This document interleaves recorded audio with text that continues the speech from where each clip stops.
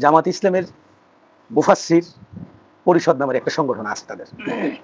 সেখানে দেখলাম তারা বলতেছিল, জামাত ইসলামের লোকেরা বলতেছিল, মানে সেই সমস্ত বক্তারা বসা ছিল, আবুল কালাম আজাদ বসার, আলী হোসেন ওসামা, তারপর আরো তাদের অনেক নাম আমরা তো চিনি না।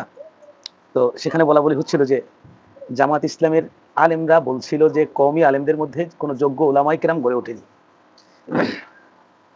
তার মানে বোঝাইতে চাইতেছে যে তাদের মতো দুই একটা তাফসির করবে এবং দুই চারটা ইংরেজি কইবে, এরাই মনে হয় খুব যোগ্য আলেম। আরে ভাই, তাফসির তো তোমাদের হয়তো একটা ক্লাস, তোমরা এটা পড়ো, রিডিং করছো সবসময়, কিন্তু কওমি আলেমরা এটা তো ব্যাখ্যা পুঙ্খানু রূপে দিতে পারে, তোমার সাথে অনেক ভালো পারে। তোমরা তো ধারাবাহিক তাফসির করো, ঠিক আছে, কওমি আলেমরা তো একেবারে দুবারের মতো, মানে সূরা ফাতিহার আলহামদুলিল্লাহি রাব্বিল আলামিন এ কথার মধ্যে ডুব দিয়া আর সারমর্ম মানে মাখন পর্যন্ত বের করে ফেলায়।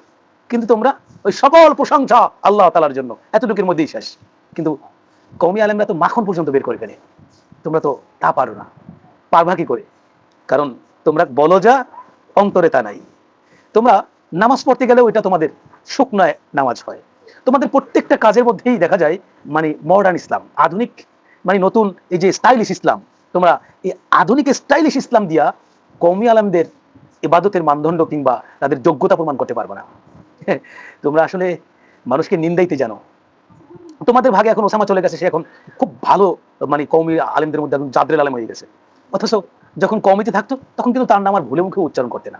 মানে এরকম অসংখ্য অসংখ্য, মানে আলহামদুলিল্লাহ কওমি আলেমদের মধ্যেও এবং আলিয়ার আলেমদের মধ্যেও অসংখ্য আলেমরা আছে যে তোমাদের থেকে হাজারে গুণে অনেক উত্তম, অনেক ভালো।